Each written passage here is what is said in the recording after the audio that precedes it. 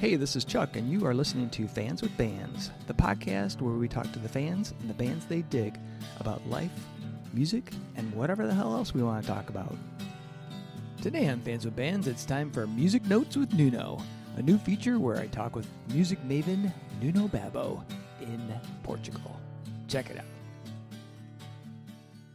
Hey, this is Chuck with Fans with Bands, and this is a new feature that we're putting on Fans with Bands, and it's called Musical Notes with Nuno. And I've got my friend Nuno over in Portugal. Nuno, how are you doing, man? I'm fine, man. How are you? I'm doing really good. Yeah. So we probably should fill in, folks, as to how we know each other and how we got a connection across the Atlantic Ocean between Michigan, a pretty far connection, I should say, and Porto, Portugal. Porto, Portugal, Yeah, so maybe just go give a little background on you and you know how me and you got together. Okay, as for me, I've been musically speaking, I've been writing for magazines since 2012, on and off, for some Portuguese publications, and after COVID hit, I kind of stopped, for a while. And then a friend of mine told me, why don't you, you start writing again? I really enjoyed your texts and stuff. And I said, well, okay, we'll see how that goes. And then he sent me a link through Facebook of a Portuguese website, a Portuguese page that is about metal. It's Metal Imperium, called Metal Imperium. Okay, cool. And it's in Portuguese. And I got in touch with them. I talked to one of the guys, one of the head writers of that said site, and I've been writing for them on and off ever since. Nice. And then one day I was, maybe about 2.5 years ago, I was watching a video of Rick Beato's channel on YouTube. I don't know if you know about it. Yeah. He interviews all these great high-profile musicians, and he was talking to a guy called Ted Gioia, who's here on Substack. And he said that he was on Substack, and that's the first time I heard about it. So I decided to explore it and create my thing, my needle in a Substack, and my little channel, so to speak. And as to where we started talking, I believe it was about Carcass. We talked about I think it was. You were complaining about something, not enough people talking about metal on Substack, and I said, well, I'll do that. I'll start talking about it. Just keep paying attention to my stuff, and we'll talk about it, and we'll cover that. That's basically it. We got to know each other, virtually. Then we did a very interesting Substack talk on April, I believe. Yeah, it was April. a little while ago. Spring, it was a little while ago. Yeah. And actually, I was going to show you my. Oh, right. So you've got the gig shirt on. Awesome, yeah, I got the gig shirt. The only one I can bring to these meetings is the gig attire. So that's awesome. it. And then we start talking, we started trading ideas and stuff. It was from then on that we started doing that. Yeah, man. And it's been great because I still feel like there's not a whole ton of metal out on Substack. It's more mainstream music or alternative, what I consider alternative, or just experimental, alternative indie and stuff like that. For sure. Yeah. There's a lot of it. Yeah, exactly. There's 7 or 8. That's probably light. There's probably dozens. Metal oriented. I know Metal Connect. I believe it's Metal Connect. He talks about records, gigs. Also talks about a lot of concerts, and it's a pretty interesting concept. And and I think that's Dig Me Out does some every once in a while. Yes, it does. Yes, lots of actually. Yeah, they tend to talk about some underrated releases, which are very interesting to me. Yeah. They did one recently about Nuno Betancourt, the guitar player from Extreme. I have completely forgotten about that album. Is I believe it's his only solo record. It's called Schizophonic, if I'm not mistaken. Yep. And I decided to hear that one of these days, and I said, okay, let's listen to this because I had no idea. I didn't know at the time. It just I knew I remember seeing it at the record stores for sale at the time, Yeah, but I never bought it. I never heard it, and now it's easier than it was back then. And right. now we can just go online on YouTube or whatever, or on Tidal or Spotify, and Yeah. we have all this musical knowledge at our fingertips, Yeah. so to speak. It's kind of nice that way because while I hate Spotify's like pay model, Yeah, I do appreciate some like YouTube or those other sites where you can actually just kind of sample the music. And yeah, if you like it, yes. that's great, It's a good way to Yeah, discover because stuff. in the old days we had to go to a store and we had to listen to the record. If we had, oh, Right. can I listen to this? We Yeah. would have a stack of records, Yeah. and the guy Yeah. would go looking at me. "Wah," and I'm Right. like, Yeah, you get the yeah, stink eye like why are you yeah, in here? yeah. What are you doing in here? And I'm not from that time, but I don't know if you are, but you had to listen to the vinyl records, and Yeah. they had these booths where you Yeah. could listen to them, Oh and then yeah. you would signal the guy. You say, if you wanted to change to the next track, you had to signal him. That was poetic, man. I love that. I never experienced it personally, but a lot of friends of mine have told me about it, and I say, well, that was, it was completely like a Flintstone stuff, a Right. Stone Age stuff, or It was. I mean, a but there were Flintstone some scenario.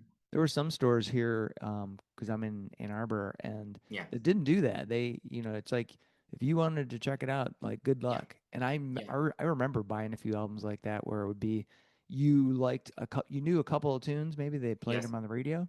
You yes. bought the album, you bring it home, you're like, oh, it's like maybe some of it was good or some of it's like not so good. Someone is not that good. Yeah, I had a friend of mine that used to, make these runs, these purchase runs, let's call it, to yeah. Vigo, which is near Oporto, is about 50, 60 kilometers maybe.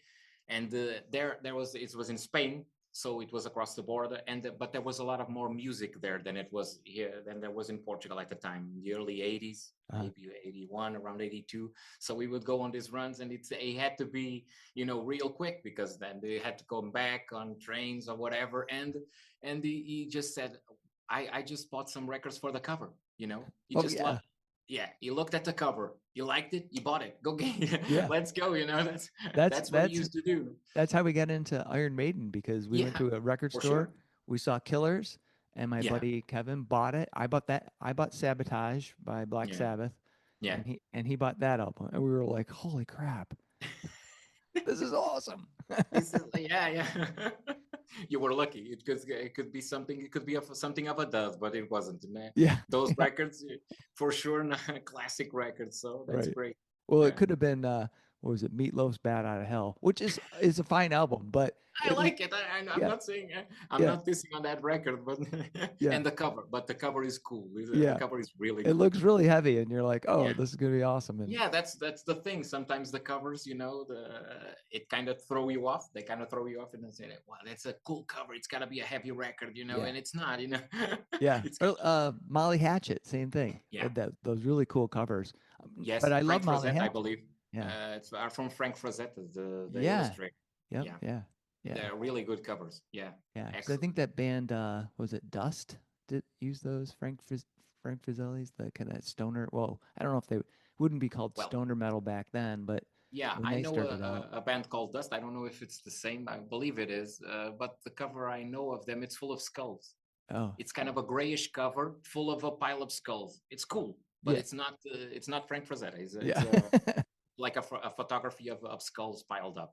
yeah. You know, I'm thinking but this it's one really cool. like Dwarves or something. Not the band Dwarves, but uh, this dust cover that has. I could have swore it was like a Frank Frizzelli because I used to get those calendars back in Yeah, the day. yeah. They had all those Lord of the Ring calendars and Another band that had fantasy. those really fantastic covers was Nazareth. Oh yeah, Expect No Mercy, yeah, yeah, those kind of covers with the Vikings or whatever, those yeah, warriors with swords, yeah, and you would think that the music would be like that. The music, it's kind of heavy, but it's yeah, not that heavy. yeah, The yeah. covers are heavier than the music. Let's Right, shall we say? right. Yeah, So we had talked about maybe talking about how we both got into like heavier forms of metal.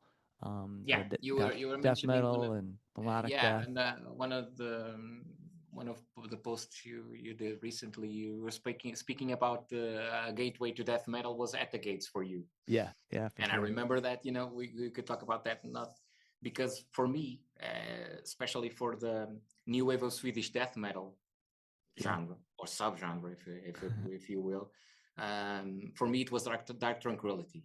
The first time I heard The Gallery. Yeah. I was at a friend's house and he said, "Do you know this?" And I said, "No, I don't know it." Okay, put it on, spin it, And I was floored, man.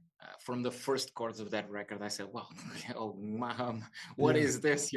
I wasn't, I was into Iron Maiden. I was already into heavier bands like Creator, like Death. But when I heard that thing, for me, that was awesome. I said, "Well, what is this? I have to buy this, I have to have this record." It was awesome. And also another band that from the same genre, In Flames. I also like In Flames a lot. Yeah. Was it Jester's Race? Yester Race, the Yester Race, which features a sort of robotic,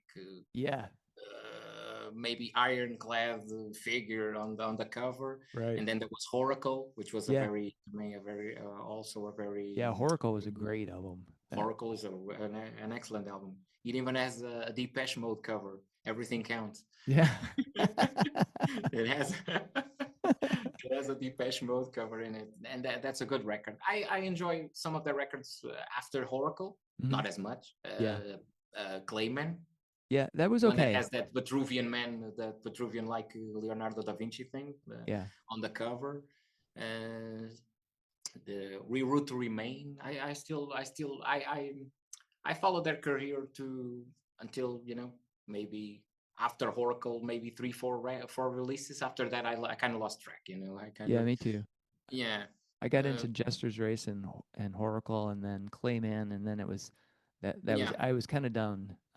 Because I felt like they got less. To me, what I really liked about those early albums was that the technical aspect of the music. Sure. The guitars. Sure. It was just, and it felt like they were leaning more toward more mainstream rock, which I didn't care for. I was like, whatever. In some parts, they were trying something a little too different. Let's just say a little too different than when they started.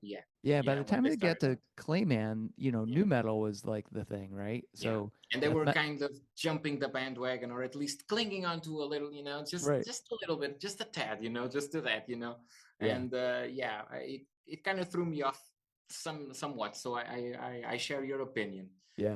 But getting back to Dark Tranquility, I heard The Gallery to extinct. Let's say if it was I would run out the grooves if it was a vinyl. If it was a CD, I heard that on repeat.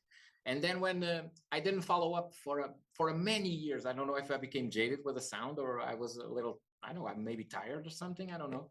It was many years later that I got back to them, and they have released a string of great albums. They didn't change that much, No.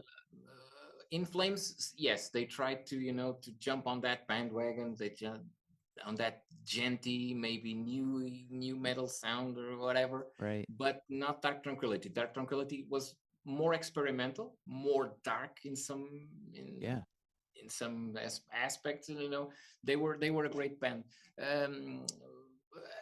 For their, I don't know. Yeah, maybe the latest release. I don't care much for that. I don't really like it. Yeah, to me it sounds.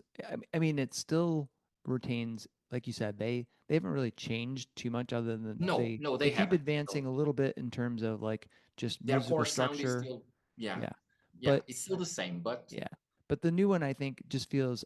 I feel like the songs in a way sound the same, right? Just after 2 or 3, there's no I'm dynamics. Like, okay, but that's a problem with many with many bands nowadays.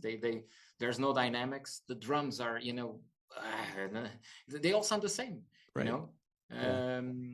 For instance, you spoke to me about a band on Messenger. We were talking about it. I can't remember the name, but it was a band that you heard recently called Fricks, or not Fricks. That's the name? I have to check that out now. A Furian Sun. Furian Sun, yeah, that's it. and I heard the record, and the drums were not not cagey, not gated as other releases. So I found that really cool. I love the band. I like the Yeah. band a lot. Yeah. I like that band a lot. But most of the times when I hear these newer bands, yeah, it's like you say, it's kind of monotonous. It's always the same. There's no dynamics, no change from one song to the other. Right. I don't know if it's a mastering thing, a production thing, whatever. If it's the things they use now, the Pro Tools, the stuff where you just hit one cymbal and that kind of the break is computerized after that. I don't know what they do now, because to me, I don't know. Yeah. It's a shame for me to say that, but it all sounds the same. And Yeah. even on bands that are established like Dark Tranquillity is the same thing. I don't know. I don't know what it is. Yeah. But Yeah. I can't explain it. But it's maybe a production thing, maybe I don't know, whatever.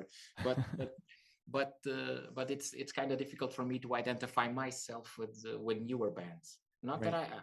there have to be newer bands. There has to be something new for us to hear, or else we'll wither and die, right? So, Right. but it's very challenging for me. It's extremely challenging to find something, especially on the extreme side, the death, the doom metal, the more aggressive side of things, the Yeah. bands that I identify with. Apart from maybe Napalm Death, I always like Napalm Death, but that's another thing. Yeah. That's Yeah. another thing. Oh, They're yeah. actually coming to Europe next year, but they won't be in Portugal, at least until Oh, now. that's a bummer. No dates have been announced for Portugal. Yeah. Two in Spain, but it's not near me, so I don't know.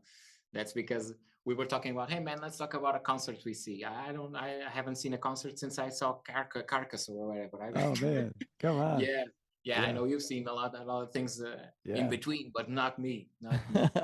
Well, when you mentioned Napalm Death, like, Yeah, so when I got into um, to At the Gates and Carcass, I got into both those bands at the same time yeah, because I can yes. still remember. It was like it was I know when it was. It was 1994. Mm-hmm. I was just about done playing. So I had been in a thrash band for about 6 years, and then that was kind of Yeah, petering out. I think we were done by '95. So, okay. and I was starting to get into, because like you, I was into like Maiden, and then Yeah, more more traditional. Yeah, technical stuff like yeah. I got my Forbidden shirt Forbidden. on. Yeah, Yeah, yeah, yeah, I was yeah. super into Actually, they are Forbidden. releasing an album. They Yeah, will release an album. Yeah, yeah, yeah. They in got a a new short singer, time. Yeah, Norman. So that yeah, guy's awesome. yeah, But yeah, I was more into like technical thrash and that kind of stuff. yeah, And a guy that we were working with at the time, his name was Jeff. He had a magazine called Epitaph magazine here in Ann Arbor, which I think yeah, was worldwide, but it was just like the old zines, that you put yeah, together. So yeah, he yeah. he did that, and he got obviously a bunch of albums to review, and those were two of them. Terminal Spirit Disease by At the Gates and Heartwork by Carcass. He goes, "Dude, you want these?" And I'm like, "Sure."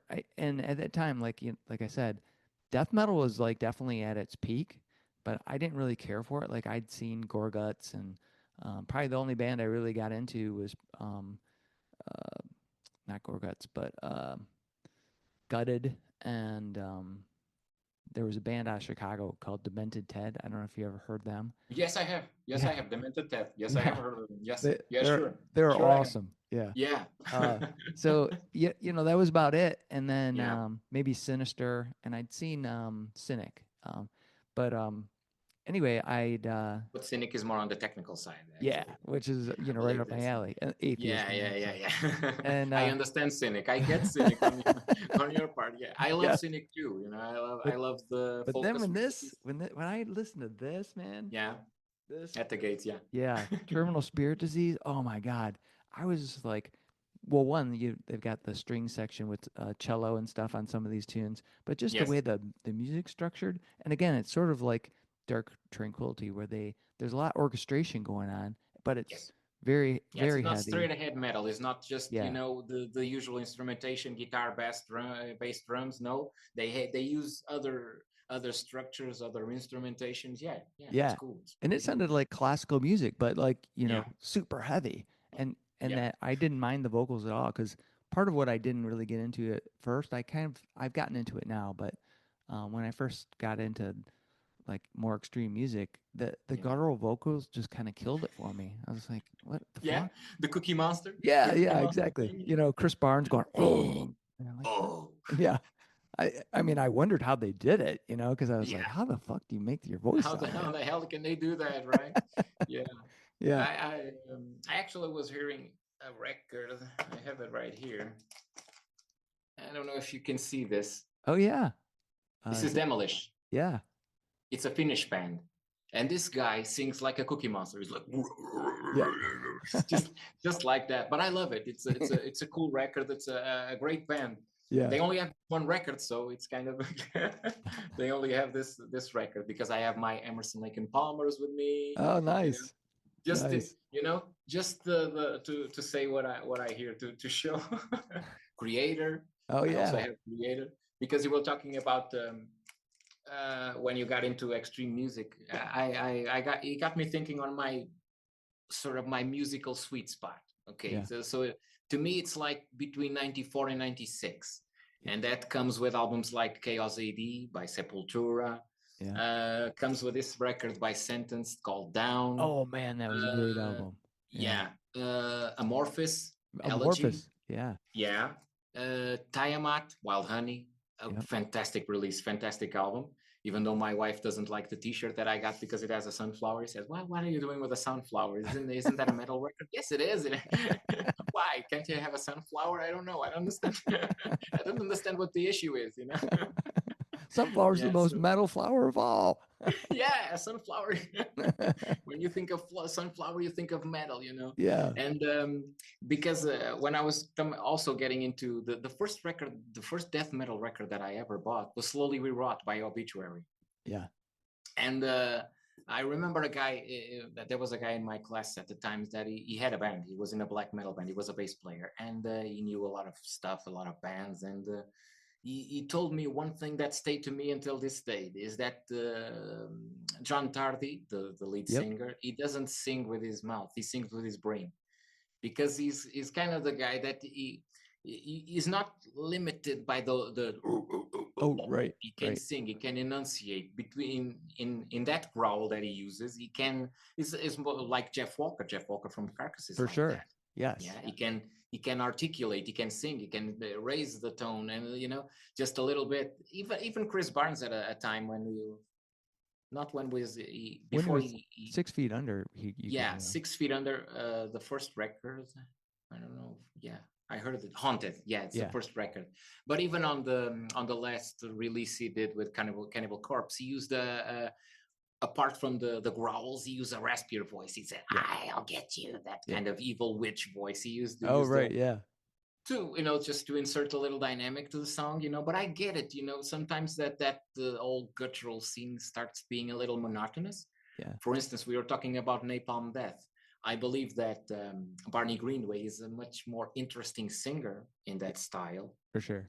Than the guy who later formed Cathedral, Lee Dorian. Because that guy was impenetrable. He was singing about multinational corporations. All you heard was it was like he was singing at the bottom of a well. You didn't understand a word he was saying, man. Right. It's fortunate that they use 5 to 6 second songs. It's like, "You're dead," Or, like we're gonna sing a love song now. "You're dead." Yeah. That was it. It was like 5 seconds or 6, just a little burst. But his normal voice in Cathedral, no, he sings in a normal register. But when he sang on Napalm Death, he was too Cookie Monster. And I get that. It was difficult for you to relate to that. You were accustomed to the Rob Alfords, the Paul Dianos, the Bruce Dickinsons, the guys that could really sing, could reach the Michael Kiskis of Halloween, the guys that could really sing, the really prolific singers. And I enjoy those guys a lot. And also guys from less known bands like Tony Harnell from TNT. Oh, yeah. it's more of a hard rock thing. Yeah, the hard rock, hair metal stuff, more of that stuff. But he sings in a register that is impossible. I still don't believe that he could reach that high, because there's a song, "Everyone's a Star," and the guy could sing it. He was singing, he was like, "Lay your cards on the table," and he would just. He would be on a high register, and he would be even higher. It was, and I think, man, this guy. That reminds me. He would sing almost in a falsetto, and he could still reach higher. Yeah. Yeah, that reminds me of the time I saw Sanctuary. Yeah. Open for Megadeth, and that was the very first time I had seen or heard Warrell Dane, and I'm like, holy cow, this guy has got range, man. It was like, he's got amazing. Sad lost. Yeah, but he had an excellent range, and he could sing. It's like we were talking about guys that can sing clean vocals and also a sort of guttural, aggressive, raspier tone. The guy from Testament, he can sing it all. Oh yeah, Chuck Billy. Billy, he can sing. He can do it all. Stu Block. With he was what was that? It was a Canadian band. Into Eternity is what. Into Eternity. Yeah, and then he went on to be with Iced Earth, but that guy can. I mean, he does the whole thing, like you said. He can do the air raid siren. Woo! Yeah, definitely. Yeah, I'm like, that's incredible. Once I heard a couple of years ago, I heard maybe more than a couple. I heard a bootleg recording of Faith No More. Oh yeah, a live recording of Faith No More, and I heard Mike Patton just introducing a song, like, say, "You want to hear a satanic song?" it's just because I heard this story. I don't know if it's true or not. The guy he lived in Brazil for a while, and he used to live with Max Cavalera from Sepultura. And he was really interested in learning how to sing with the guttural voice, with the Cookie Monster growl. Something he later employed in his records with John Zorn and the more extreme stuff, because he uses that kind of modulation. He kind of screams, then he goes like, that guy does it all, and you guys want to hear a satanic song?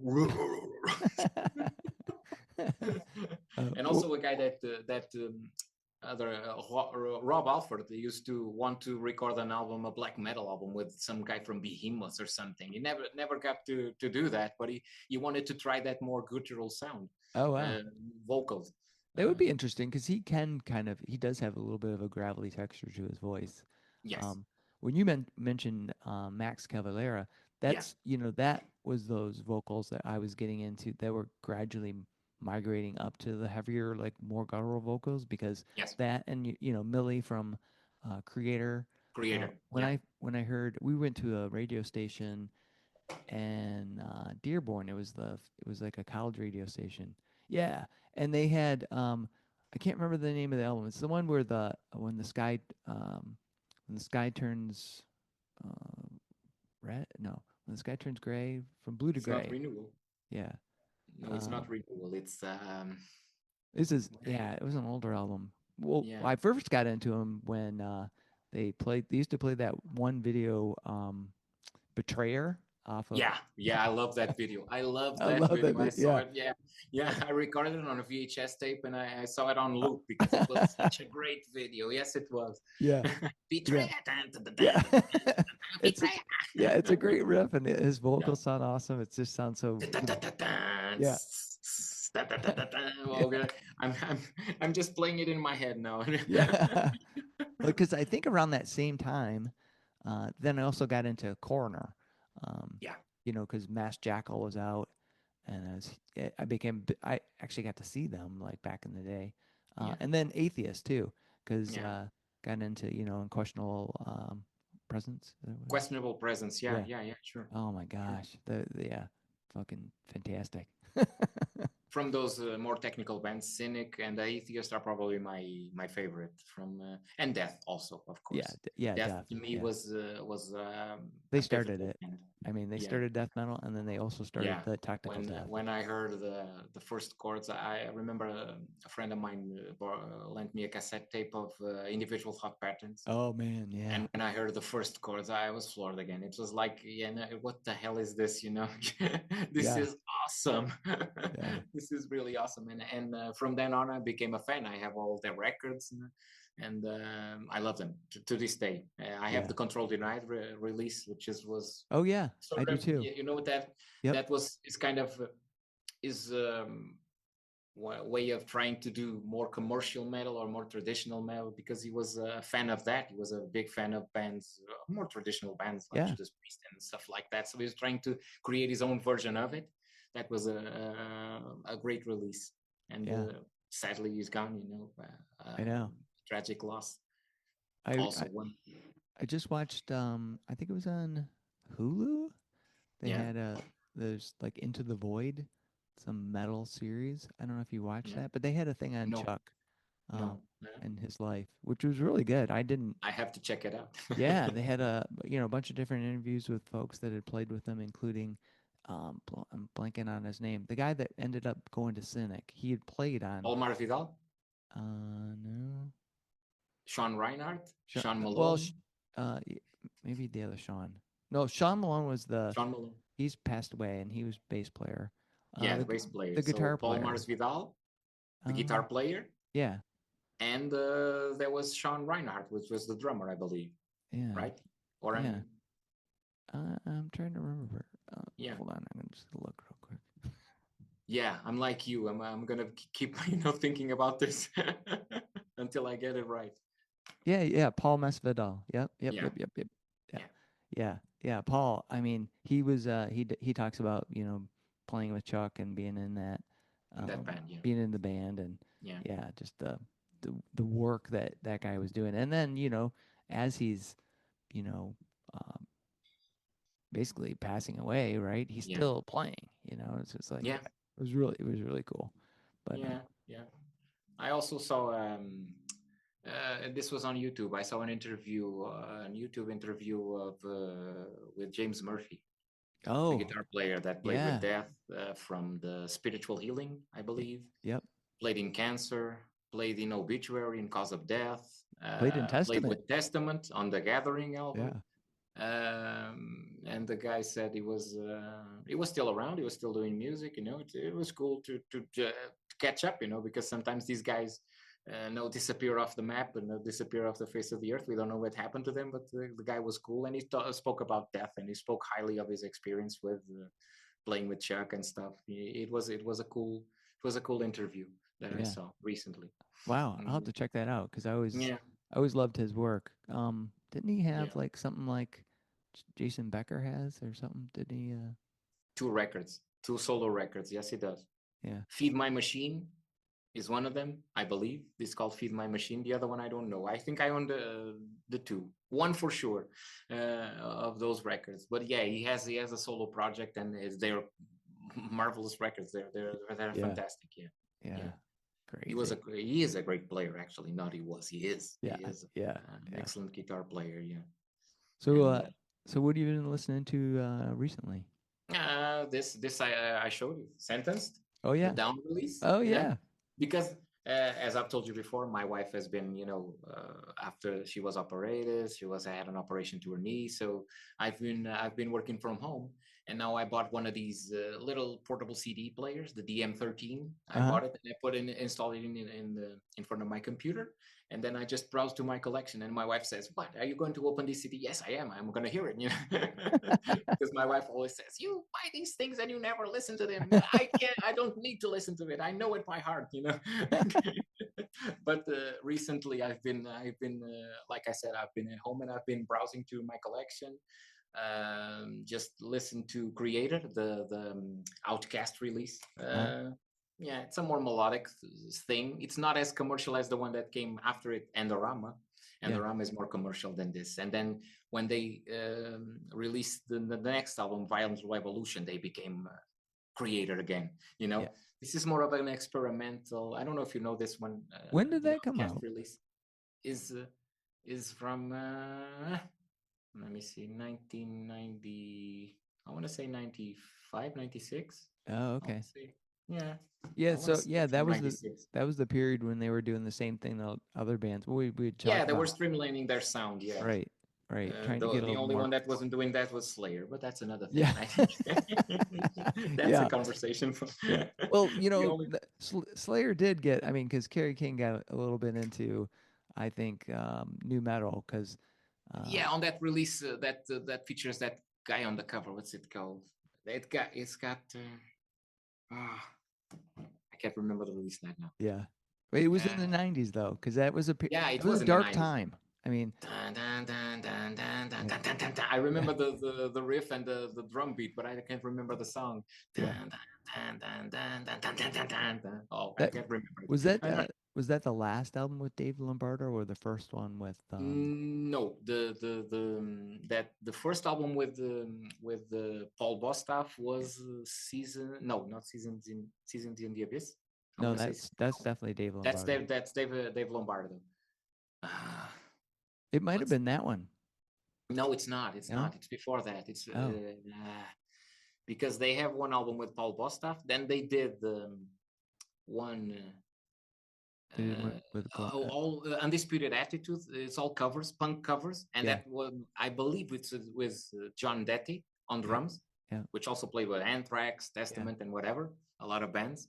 And what's it called? Uh, I can't remember. It has a song called Serenity in Murder, the Oh, first album.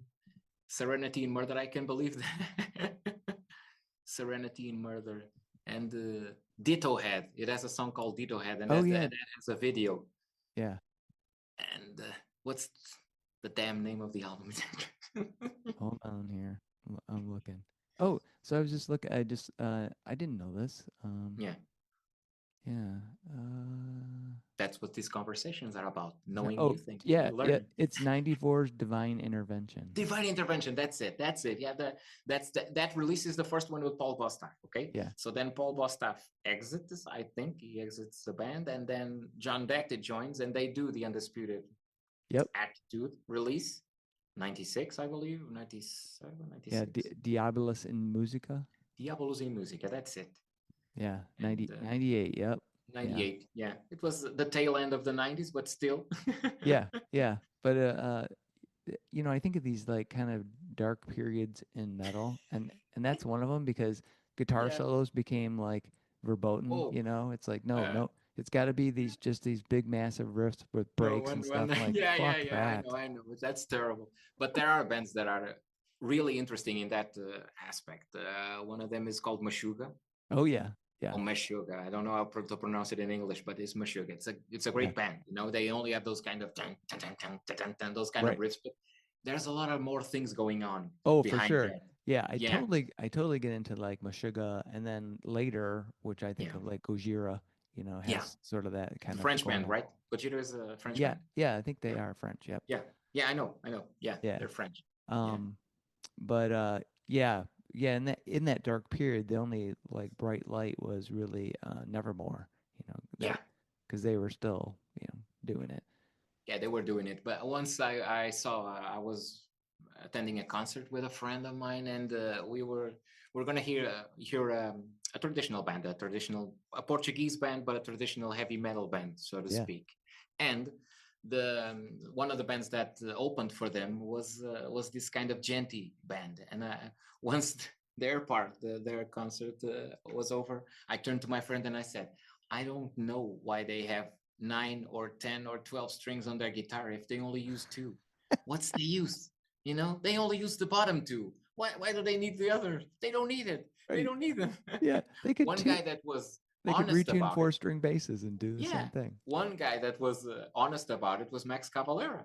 He didn't use the top strings, so Yeah. he removed them. I think to this day he only uses 4 strings on his guitars Yeah. because he that kind of chunky sound. Yeah. He uses that, so he's kind of honest about it. He just Yeah. doesn't use the strings. Why do you have to have a 25 string guitar if you only use 2 or 3? And the guy laughed his head off because and I know that I'm being a little redundant. I'm being a little depreciative, because I know there's some there's worse in some bands. but there's something to be said for what you're saying, because Yeah, I agree. I mean, Meshuggah is a different animal because they yeah, do make completely use of different the animal. full. They're making use of No, the full instrument, but yeah, there are other bands that use 7, 8 strings, and they're just doing drop tunings and they play the yeah. first 2 strings. So who cares? Cha-chang, Yeah, cha-chang, cha-chang, chang, chang, yeah, cha-chang, chang. yeah, When I start hearing this clickly clackly sound, it just puts me off, yeah, just yeah, yeah. because for instance, Fear Factory was Oh, one of the primal influences of this type of sound, in my oh yeah. opinion. When they That first started Fear out, when Factory album is awesome. yeah, they were starting to, they were one of, and also Sepultura Yep. also was starting to start doing those, carving those riffs, Yeah. but they were more musical. They had more structure to it. They just, it wasn't just that, there was a lot more going on, and I believe that a lot of bands just starting, just utilizing that a little too much, Yeah. just a little, a smidgen, just a Yeah. smidgen too much. You can play the other strings too, they won't hurt you. Well, if Right. they do, tough luck. Yeah. Right. But Yeah. that was kind of a cool story, because I remember, I don't know what this guy has. He had an 8-string guitar and he's only playing 2 strings. Why use the damn 2 strings, Right. like the bass player on the, I believe it's the Danish band DAD, the hard rock band. Oh yeah. You know about them? Yeah. Yeah. I've seen them maybe 3 times now, and their concerts are awesome. They're awesome, and their bass player, apart from he is the guy that makes his own bass guitars, his Oh, instruments. cool. He does his own instruments. He has one that looks like a rocket. He has another one that looks like an inverted guitar. Oh. Albeit the body of the guitar is on the neck and the neck is on the body, so it's kind of a reversed bass. It's awesome. One looks like one of those crosses that were used by the German guard, the German Oh army, yeah. like that, Iron and Cross. the guy only uses 2 strings on his bass and his bass guitar, only 2 strings, and it works. So Yeah. if the guy doesn't need more strings, just use the 2, man. You just do that, That's right. Yeah. You don't need anything else, man. Right. Oh man. That's Actually, crazy.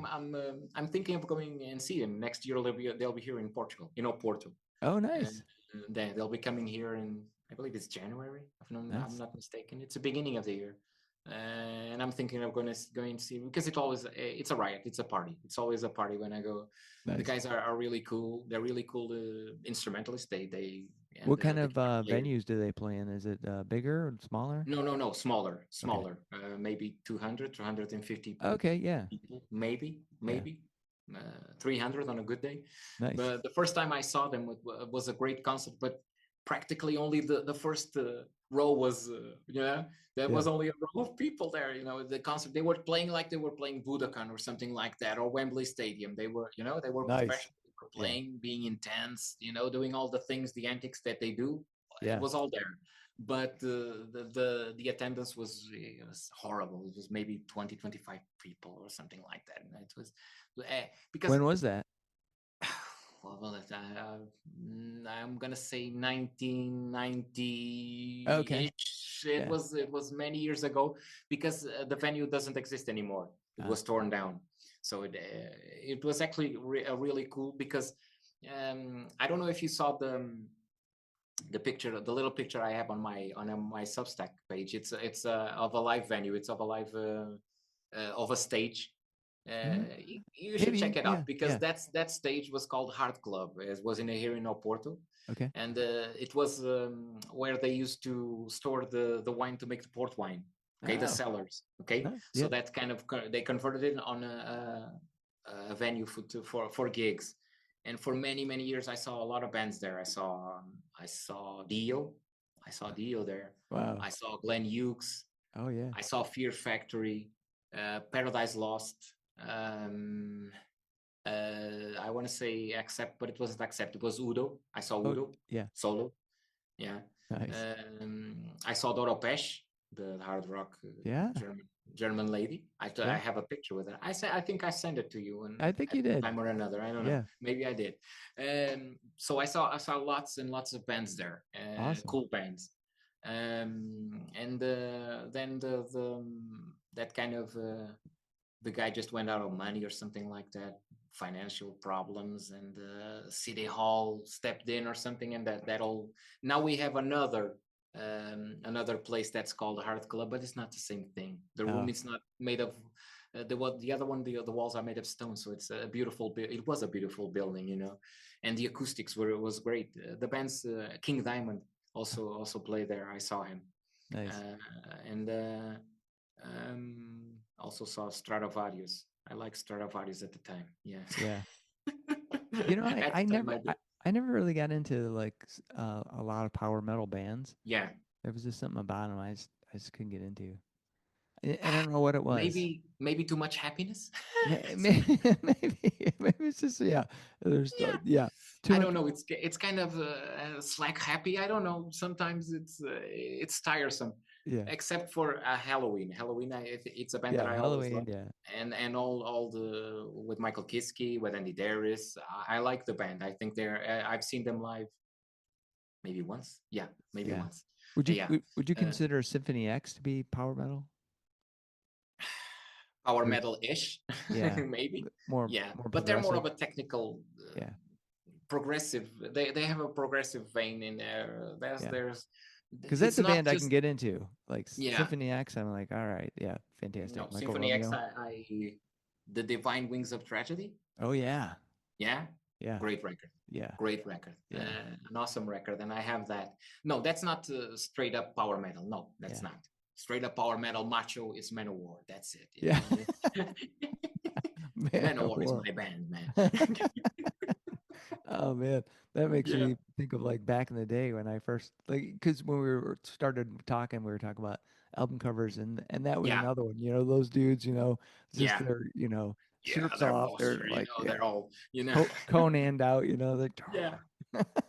I still believe that their records would be ideal for a Conan soundtrack. Oh yeah. Completely. They would fit in like a glove. Completely. They would fit in, I actually still enjoy. I can say that I'm gonna say that live. I still enjoy some of their records, some of their earlier records, like what's it called? Hail to England. I believe it's still a great record. To this day. The first one I heard was The Triumph of Steel, which has some kind of Frank Frazetta cover or Frank Frazetta adjacent cover in it, because it has that kind of, that kind of demon or supernatural figure with the hammers and the swords and stuff, But that's kind of it's too much. It's like the gent guys, just a tad too much, There's only so much you can do to prove you're macho. That starts to be a little on the, starts to be a little dangerous. It gets to be a little too much. You're leaning on it too much, on it just a little bit too much. But if you forget that, they have some cool records. I concede to that. They do. It will always be. For instance, Triumph of Steel will always be a special record for me.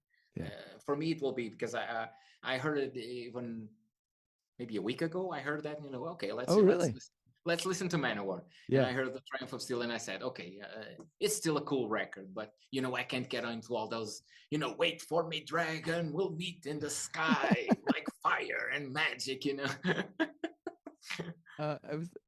when did that come out? I'm trying to. I'm gonna say 92. Oh yeah. Yep.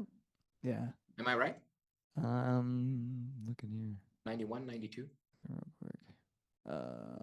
Discography. Here we go. Yes, Triumph of Steel 92. Yeah. Yes. Look at you go, man. Yeah, man. I'm ready for the Wheel of Fortune, man. Yeah. That's crazy. Wow. Or that show that you have in America, you have that. We don't have that in Portugal. The one where do you give the answer and the guy has to give the question? Like, for instance, Manowar. What's the cheesiest power metal band in the world? That sort of thing. Yeah. Jeopardy, right? Jeopardy. That's it. Here in Portugal, we don't have that. We used to have Wheel of Fortune. We had. we had for a number of years, but we never had Jeopardy here on Portugal. No. Oh man, dude, you would crush it at that. If there was a metal category, Yeah, you would be crushing it because I yeah. would be out. Yeah, sometimes, I used to be more knowledgeable. Now I'm getting older and starting to, it's starting to weigh on me. But I used to know the things, the lineups, the albums and stuff. Yes, if we kept talking, I would remember because Right. I'm gonna remember that Creator album that has the song When the Sky Turns Gray. I think Oh it's yeah. I'm yeah, gonna look it up right now because yeah, that's bothering me because that was my introduction into yeah, well, that and Betrayer, because like we they have said. Terrible Certainty. Oh, it might be. Oh, Yeah, after Terrible Certainty, there's the one that has Betrayer on it, right? I believe that's the one yeah. next, the next album. Coma of Souls. Coma of Souls. That's what it is. That's what it is. Coma of Yep. Souls. Coma Okay. of Souls. Yes. Because yeah. Um, I Coma still of remember Souls. there was a kid when we were jamming in because when I was in a band, Yeah. my house was like the practice space, and Yeah. Yeah. our bass player was shit. How he was 10 years younger than us, ten Yeah. years younger than me. He was like so I was 24, 25. He was 14, 15. Yeah. And so his friends were all into like Pleasure to Kill and Extreme Aggression, and I'm like, I didn't know any of that shit. Yeah. And then yeah, when I heard Coma of Souls, yeah, so when the sky burns red, that's what the tune is. Yeah, Yeah. the earth Coma of returned Souls. from blue to gray. That's what it is. Yeah, Yeah. Coma of uh, Souls is great. yeah, yeah. And so I got into that album, and then yeah, I think I ended up seeing him when not too long ago, like Gods of Violence was out or something like that. Yeah. Finally got to see him because I had never seen him before. That's the thing. They continue to do great, great albums. They continue to do great work. Their latest album, at first I didn't get into right away. It was kind of difficult, but now I like it. I like it a lot. Yeah. Well, it's got a The Dingus cover or Dingus title, Crushers with a K. That's kind of I Yeah, don't know. yeah. I'm not talking about that. That Oh, isn't released yet. I don't think oh, it's that's right. coming That's out. 2026. Yeah. Yeah, that's for Uh, 20 next year. yeah, I'm talking about the yeah. Hate Uber hate. It Alles. has hate über alles. Yes. Yeah, Yeah. that's kind of a German thing. Yeah. We're gonna start talking German now. Hate Yeah. über alles. Guten Tag. That's right. Yeah. Frau. Yeah. Then we'll end up talking about the Scorpions and all that stuff. We can talk about the Scorpions Except anytime, any day you want it. I'll talk about the Scorpions with you. No problem. we'll have to put that on a future episode where we talk Yeah, some. sure, sure. Yeah. Well, then we will have to morph into because the reason I got in, well, a little bit. We'll save it for a future episode, but Yeah, just to say that Michael Schenker yeah, got on my radar because of that, right? yeah, Heard sure. Blackout and then found out that he wasn't on that album, but went back in the catalog and was He like, was in oh Love Drive. yeah, Love Drive. So Yeah, I was like, he then was on the Flight to the Rainbow release, I, which was the first, I yeah, believe. yeah, Flight to the Rainbow. Then he exited because they did a tour with UFO yep. in Germany, and the guys from UFO asked him to join the band. He was only 16 at the time, or he was a kid. Something, yeah, he was just a kid. He Yeah, was a kid. yeah. Yeah, and Well, by the time he was done, he was still 20s, and yeah, yeah, then yeah. he He did was. Michael He was Schenker just Group, yeah. When he formed the Michael Schenker group, he was. and And McCullough I Schenker, only and wished he would continue because there was a re-release a couple of years ago of their first album, the first album, and it featured I want to say two or three demos with Billy Sheehan on bass. oh wow, can you Yeah, imagine? Billy Sheehan on bass and the drummer. I'm gonna say Simon Phillips, but I don't know. Oh man, I'm not totally sure, but it's a yeah, very recognizable drummer, I'll have to go check and that out. it was like a trio format, and it's featured on one of the re-releases of that first album of the Michael Schenker group.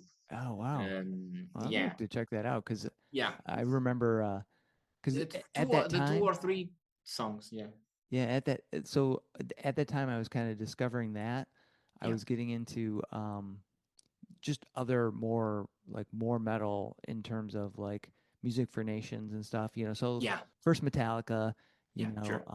Vicious Did you check out Rumors. that image I sent you? I sent you a while Oh back. yeah, Yeah, the CD with the EPs. Those yeah, EPs I sent you yeah. because I was scouring the internet for ages. I used to have that at my home, but it wasn't mine. Someone lent it to me, Oh so really?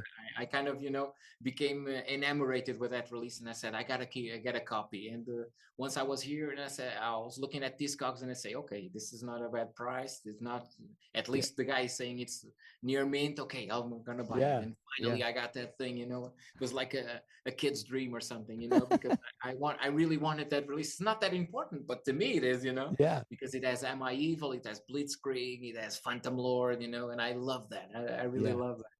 yeah, That small that EP, and it was released by Music for Nations. yeah, yeah. That's Because I why think that I was mentioned it. I have the Actually, it's Music for Nations at the time had a killer catalog. They had oh yeah, they had King Diamond. yeah, King Well, Diamond. Merciful I'm gonna Fate. It was Merciful Fate then, but Yeah, I'm gonna say Paradise Lost was also in there. I Music can't for Nations. remember. Yeah, I have one of like so at that time that was my music exploration. Like I started college and yeah, I was Maiden, Iron Maiden, Black Sabbath, and then yeah, this dude that my roommate knew was into like Metallica, right? yeah, And so yeah, first Kill 'Em All, he gave me let me borrow that album, and I was like, oh shit. Well, that's when I got into like Queensryche, Armored Saint, yeah. the Music for Nations, and then that just opened up this door to all this other stuff.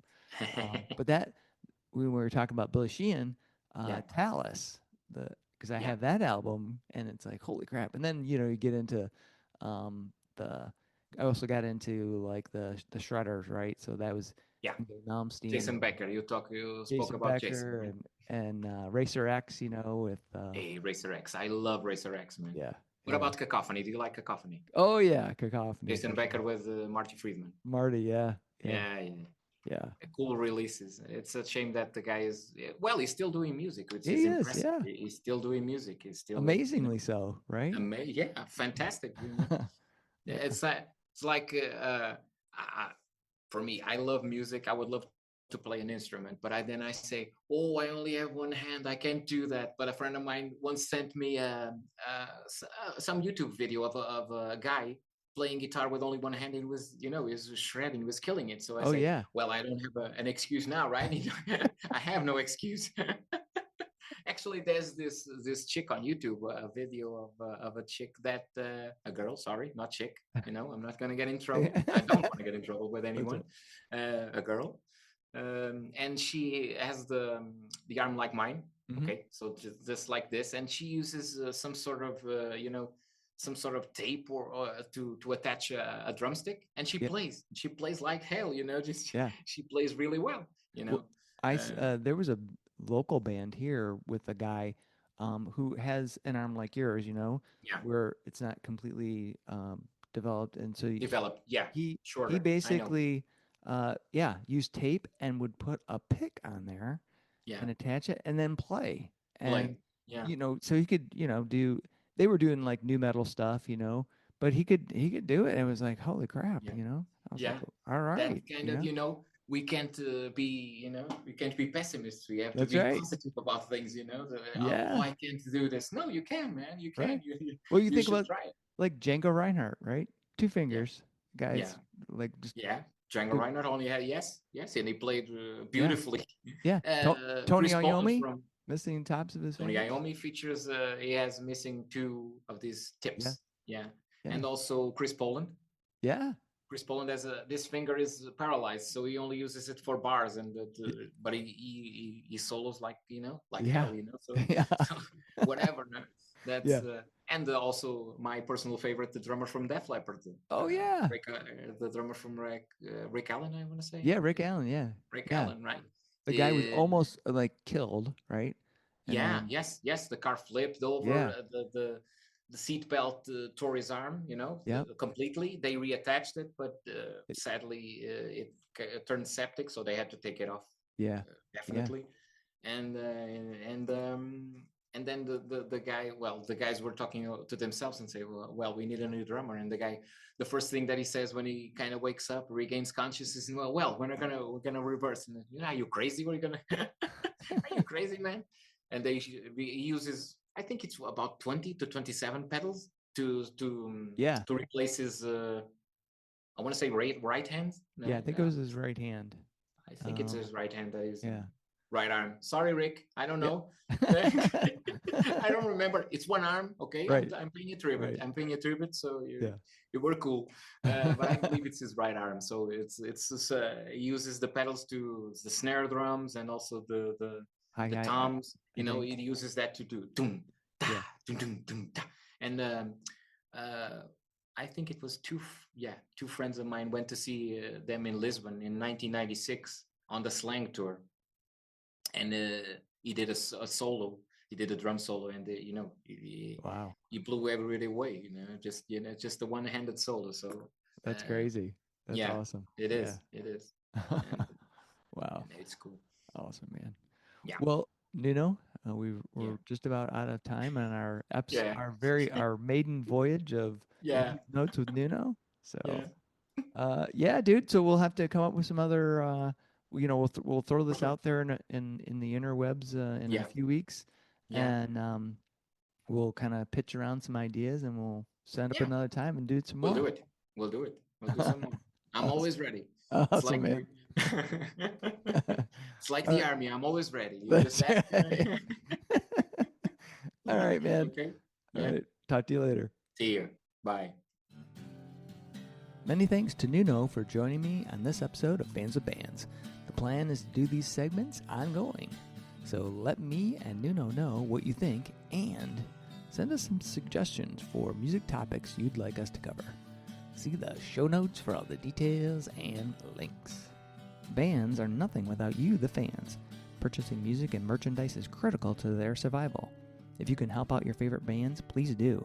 If you're in Michigan, consider following the Playing in Detroit Area Tonight and SE for Southeast Michigan Music Facebook pages. They are fantastic places for fans and bands to support each other and share our combined love of music. Thank you all so much for listening. Be sure to hit subscribe on your favorite podcast service to get each and every episode of Fans with Bands. Spread the word by rating the show, telling your friends, telling your neighbors, telling your family, telling your priest, tell everyone, and leave a comment. We want to hear what you think. You can keep in touch by following us on social media. This is a Life in Michigan production. Until next time, be well and kick out the jam.